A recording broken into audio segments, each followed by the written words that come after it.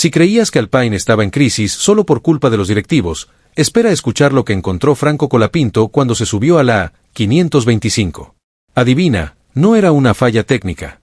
Era una historia de terror corporativo con piezas mal ensambladas, ideas sin rumbo y un equipo que no sabía ni qué coche estaba construyendo. Y sí, el argentino lo dijo sin filtro. ¿Te atreves a descubrir por qué un piloto de pruebas terminó siendo el psicólogo de un equipo de Fórmula 1 en pleno colapso emocional? Entonces suscríbete ya mismo, porque lo que Colapinto reveló podría dejarte más boquiabierto que el alerón trasero de la 525 en curvas lentas. Ahora sí, abróchate el cinturón, porque esta historia tiene de todo: egos, secretos, sabotajes técnicos involuntarios y un joven piloto que, sin quererlo, se convirtió en la conciencia de Alpine. Y si te crees muy listo, te reto, quédate hasta el final del video y dime si aún piensas que Franco Colapinto solo fue un suplente más. En un paddock donde las mentiras técnicas se maquillan mejor que un desfile de moda en Mónaco, vimos el día que Alpine se quedó sin excusas. Franco Colapinto llegó sin manual de protocolo, pero con una sensibilidad quirúrgica para detectar fallos estructurales. Lo que se encontró al subirse a la 525 no fue un coche de Fórmula 1, sino una contradicción con ruedas, una máquina con alma dividida, reacciones imprevisibles y una lógica aerodinámica que ni sus propios diseñadores entendían del todo. La historia comenzó en Sanor, un circuito de prueba al que, curiosamente, ningún piloto oficial quiso asistir. ¿Coincidencia? Difícil de creer. En cambio, Colapinto fue con la humildad de quien aún no cobra millones, pero con la lucidez de quien sí entiende de coches. En esa sesión, notó que el A525 no tenía un comportamiento coherente. En rectas y curvas rápidas, respondía como una joya; en las curvas lentas, se transformaba en una cafetera con ruedas. Y no precisamente italiana. Franco, que no se caracteriza por adornar la verdad, se lo dijo al equipo como quien le dice a su suegra que el pavó está seco: contacto, pero sin mentiras. Este coche tiene dos personalidades, habría comentado con una media sonrisa. Y ninguna de las dos sabe manejar. Aquella frase, más propia de un psicólogo que de un piloto, fue el inicio de una tormenta interna en Alpine. Porque por primera vez, alguien dentro del equipo decía lo que todos pensaban pero nadie se atrevía a admitir: que el coche no fallaba por detalles, sino por diseño. Que el problema no estaba en los alerones o la distribución de peso, sino en la filosofía misma del proyecto.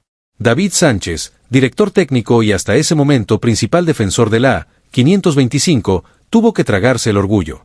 Y Flavio Briatore, que no cree en casualidades, empezó a ver en Colapinto algo más que un joven talentoso, un líder técnico con cabeza fría y valor para hablar cuando otros se esconden detrás del cronograma.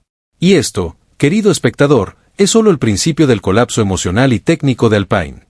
Porque si te pareció fuerte que un piloto de pruebas descubriera el lado oscuro del monoplaza, espera ver cómo reacciona la cúpula del equipo cuando el argentino empieza a marcar la pauta en las reuniones de estrategia.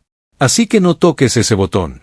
Suscríbete si quieres enterarte antes que nadie cuando otro piloto joven les diga a los ingenieros que están construyendo un Transformer y no un coche de carreras. El informe de Franco Colapinto, extenso, quirúrgico y cargado de observaciones que dolían más que una auditoría en Hacienda, no fue un simple feedback técnico. Fue un descubrimiento que dejó a todos boquiabiertos sobre la 525. Y el encargado de leerlo, con la cara cada vez más pálida, fue David Sánchez, el director técnico ejecutivo, un hombre que venía de McLaren con fama de riquenstracte silencioso, pero que aquí, en Alpine, parecía haber llegado más como bomberos y manguera. Hasta ese momento, Sánchez estaba convencido de que los males del monoplaza eran superficiales: algo de peso mal distribuido, una aerodinámica que necesitaba afinación, un setup caprichoso. Pero tras leer a Colapinto, la ilusión se evaporó. No era un problema de ajustes. No era un ala mal colocada ni un chasis que pedía un lifting. El A525, desde su misma concepción, estaba mal parido. Era, como dijo alguien por ahí en tono sarcástico, una bonita pieza de ingeniería, si lo que buscaban era construir una batidora con ruedas. El informe, filtrado primero en pasillos, y luego, como todo en Fórmula 1, en chats privados de mecánicos y técnicos, incluía descripciones tan francas que más de uno pensó que Franco se había confundido de documento y estaba escribiendo un capítulo de House of Cards. En una de las secciones, Colapinto señalaba con precisión cómo el diseño del fondo plano interfería con la estabilidad longitudinal en curvas rápidas, y cómo el flujo de aire generado por las tomas laterales parecía pensado para enfriar un horno, pero no un motor Renault. Más de un ingeniero se sintió personalmente aludido. No porque estuviese nombrado, sino porque sabían que esas decisiones habían sido suyas. Y entonces llegó el turno de Briatore. Flavio, recién desempacado en el paddock, todavía oliendo a puro cubano y a conspiración empresarial, no tardó en hacerse con el informe. Lo leyó 2 veces. La primera, en silencio, la segunda, entre risas incrédulas. Dicen que murmuró algo como, ¿y este niño está en prácticas? Pues está más despierto que todo el departamento técnico junto. Para Briatore, la llegada de Colapinto no fue solo una coincidencia, sino una oportunidad, una figura fresca, con credibilidad mediática, que podía decir lo que nadie se atrevía a gritar dentro del equipo. Para un hombre como él, acostumbrado a usar a las personas como piezas de ajedrez, Colapinto era un alfil que acababa de cruzar el tablero sin permiso. El ascenso simbólico fue inmediato. Colapinto, que hasta hacía unas semanas pedía permiso para entrar en el Hospitality, ahora era recibido con café recién hecho y un lugar reservado en las reuniones de análisis. Los pilotos titulares empezaron a observarlo de reojo. No con desprecio, sino con una mezcla de celos y sospecha. ¿Quién lo mandó?, llegó a decir un mecánico en voz baja. ¿Y cómo es que sabe tanto?, añadió otro. El rumor más fuerte, y más sabroso, decía que su informe no fue escrito solo por él, sino con ayuda de ciertos técnicos frustrados dentro del equipo, que encontraron en el argentino un canal para filtrar verdades sin perder sus cabezas. Si era cierto o no, poco importaba. La narrativa ya estaba en marcha. El documento se convirtió en una especie de manifiesto Colapinto, una lectura obligatoria en Alpine, que pasó de mano en mano como si fuera literatura prohibida. Y no tardó en filtrarse fuera.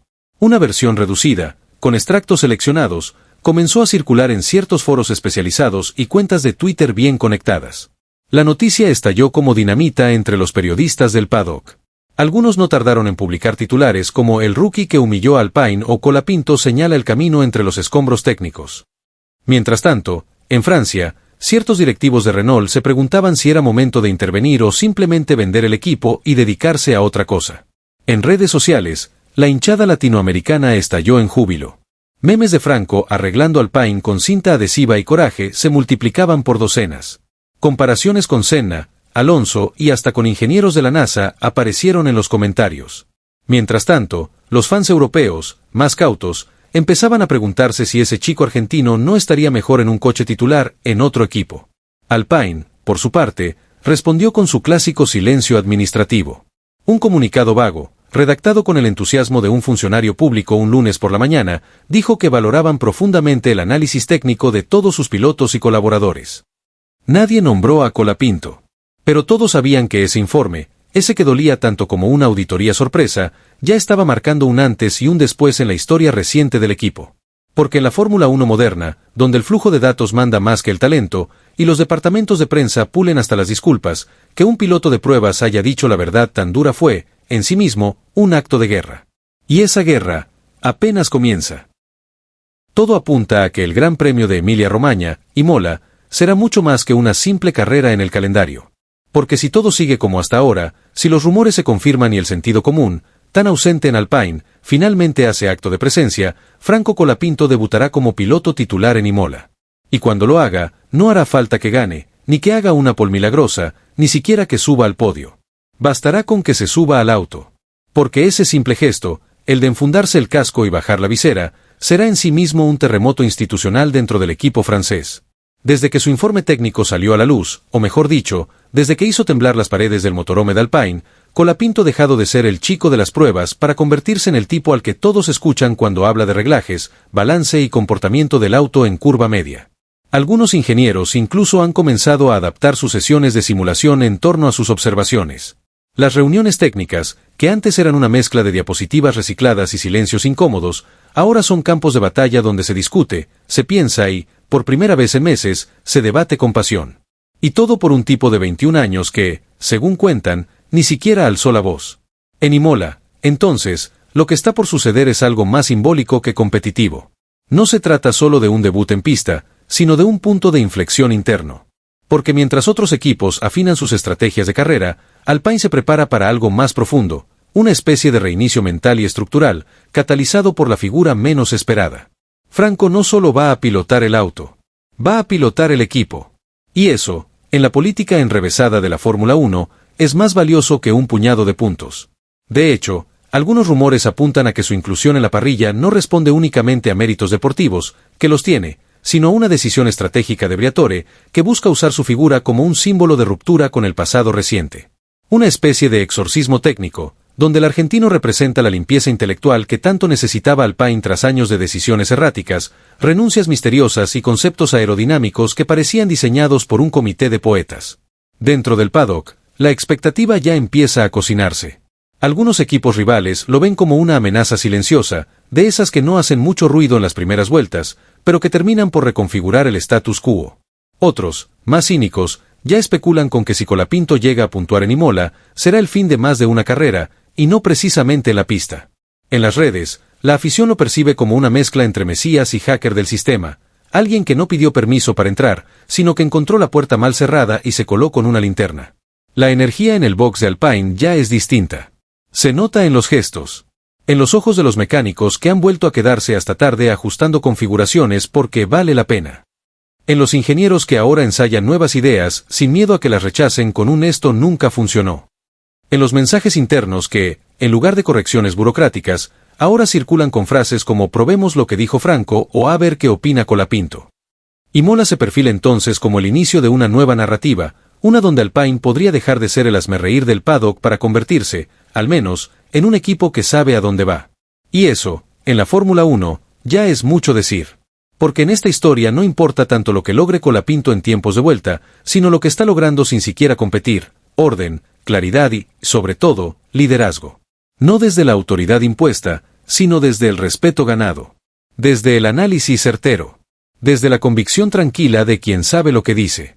Y si en Imola todo sale como se espera, o incluso si no, una cosa será clara para todos, Colapinto no solo conduce el auto, conduce al equipo hacia una nueva era. Y así concluye esta historia, o al menos este capítulo, porque en el maravilloso y siempre confuso universo de Alpine, las secuelas son inevitables.